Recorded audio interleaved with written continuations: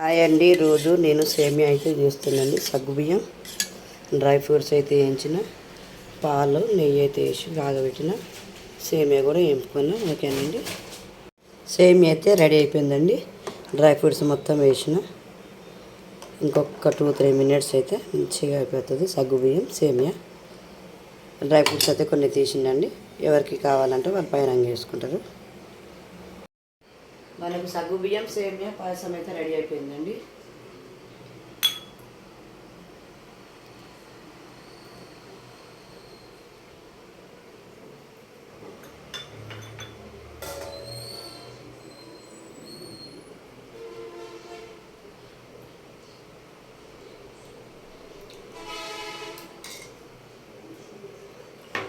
వీటి మీద కొన్ని డ్రై ఫ్రూట్స్ అయితే వేస్తానండి.